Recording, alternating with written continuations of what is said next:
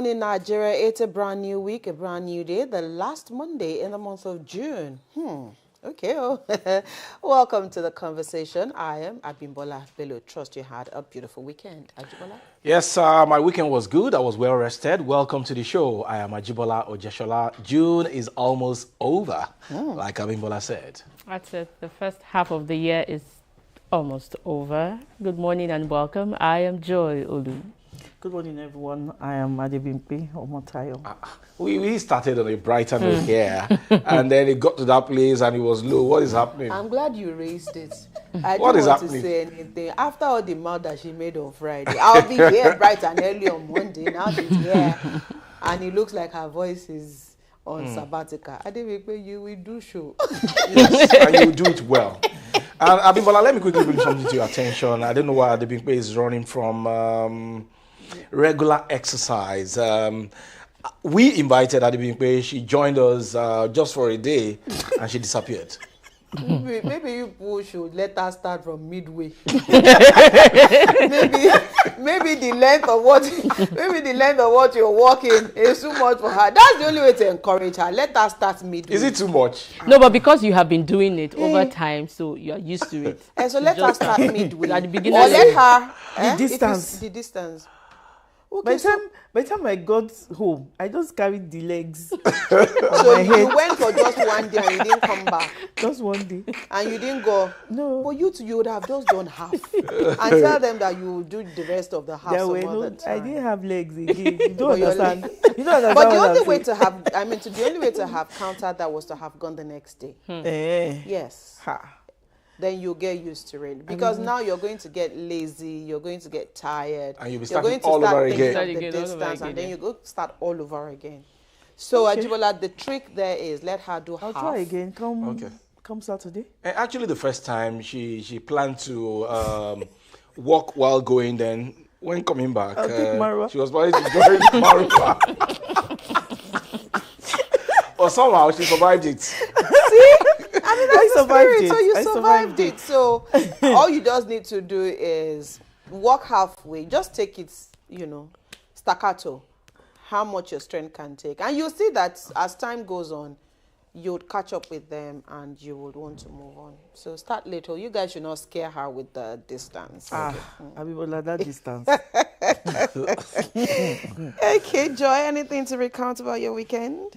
So yeah. Joy was here. Yeah, I was here On on Saturday. Saturday. Yes, I was here all through Saturday, and then Saturday night, they brought the lights around Hey, to and there has 10 been light.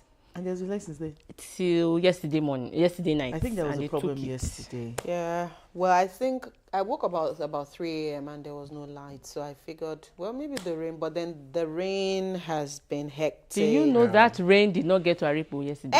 I'm telling you, Did not get to Aripo. it did not. Did you see Aripo the road? is not Did you in see the roads on Lagos now. social Come media? on. Aripo is not in Lagos. But even I think I spoke with somebody, I spoke with my stepmother in Abeokuta yesterday, and she said it rained. It did not get to.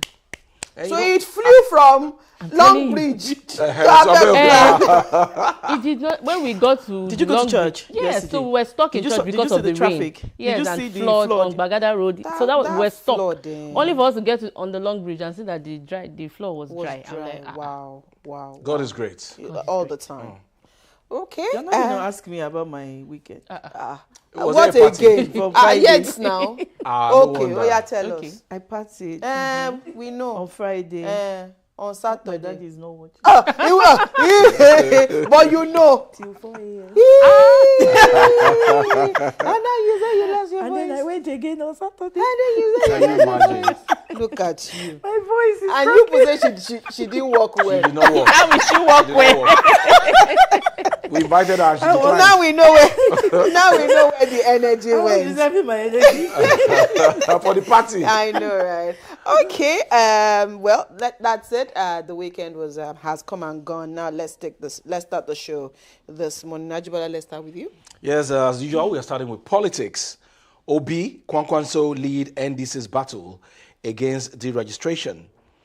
The leadership of the Nigerian Democratic Congress, NDC, has wrapped up marathon strategic meetings involving presidential candidates of the NDC, Peter Obi, national leader Seriake Dixon, National Working Committee members, and other key stakeholders ahead of today's appeal against the court's ruling that nullified its registration. The development comes barely 48 hours after the Federal High Court in Lokoja, Kogi State, sets aside its earlier judgment directing the Independent National Electoral Commission, INEC, to register the NDC. The ruling has intensified political tensions and drawn condemnation from opposition leaders who insist the decision is aimed at weakening opposition forces ahead of the 2027 general elections. A senior party official who spoke to the Punch on condition of anonymity because he was not authorized to comment publicly disclosed that the party's leadership had been holding back-to-back emergency meetings to finalize its legal strategy before approaching the Court of Appeal today. According to him, Obi, Dixon, the party's national chairman, national secretary, and other members of the party's leadership attended Saturday's closed-door session, while another emergency session was held on Sunday to fine-tune preparations for the appeal. Yes, a number of closed-door meetings have been taking place since the Kogi Court judgment went viral.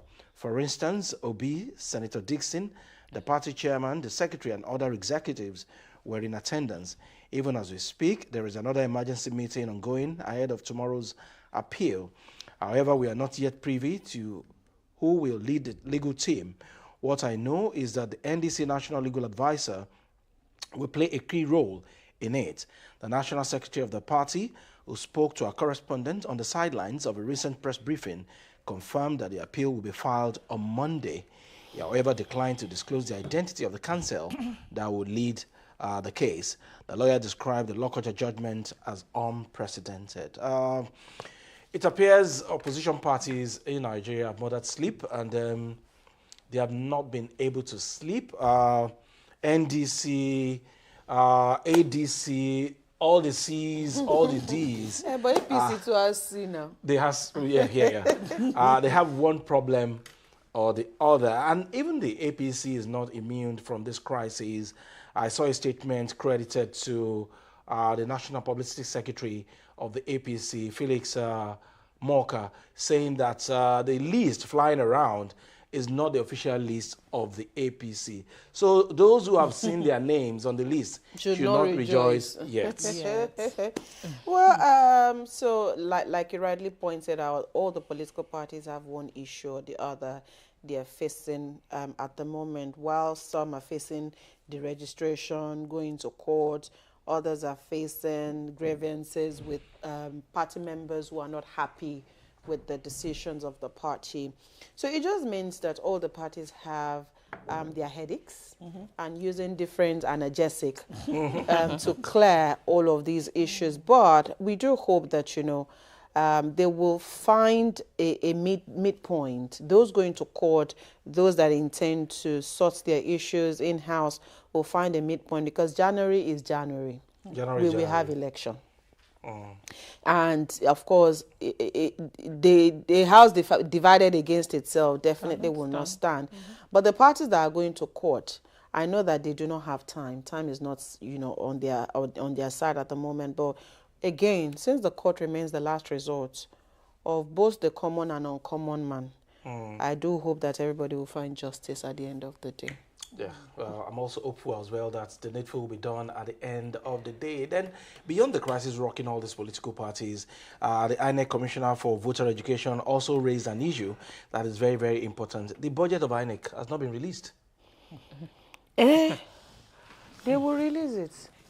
Okay. And national, it has to go through national processes. They will really, our National Assembly will pass it within how many days? It will be accelerated, just like the state like police bill. The it's INEC now, and election has to hold in January. Priority, huh? And members of the National Assembly, they are stakeholders because they all want to come back. Anytime the budget is ready, it will scale through. It will scale through.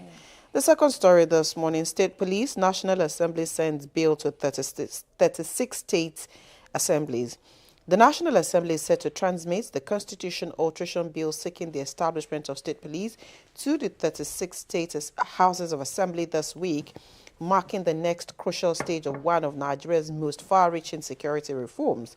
The development comes days after the Senate passed the landmark constitutional amendment, with lawmakers now racing to secure the approval of at least 24 state legislatures before the bill can be transmitted to President Bola Tinubu for assent.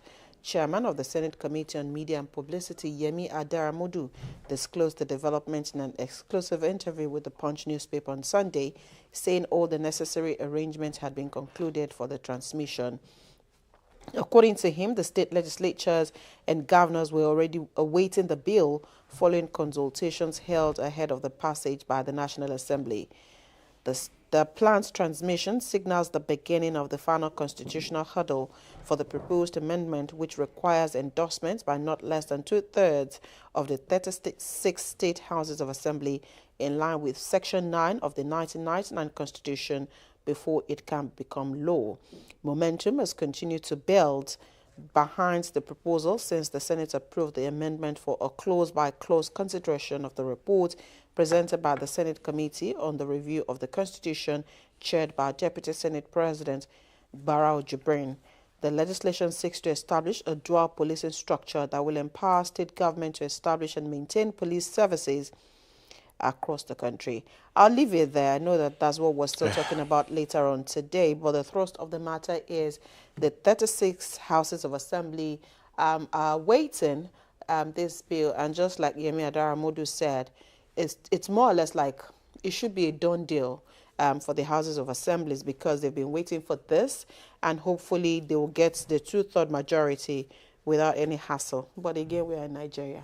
And you know, we would like to play politics with a lot of things. What we just need is just 24 out of 36, and I hope that those assemblies will do the needful and get it done with, so that we can start having the structure on ground as to the creation of state police in the country.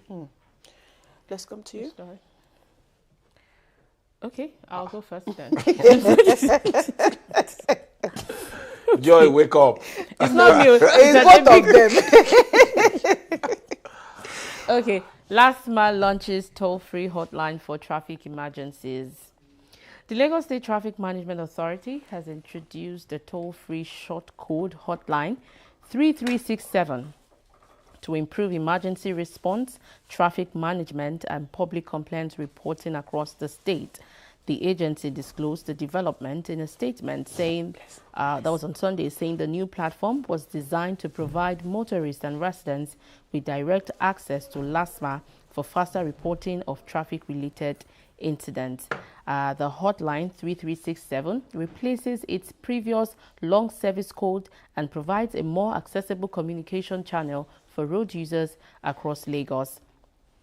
The statement said the platform, which is available on MTN, 9Mobile and Glo networks, would allow residents to report emergencies such as vehicle breakdowns, road crashes, obstructed roads, disabled articulated vehicles, and stranded tankers without incurring call charges.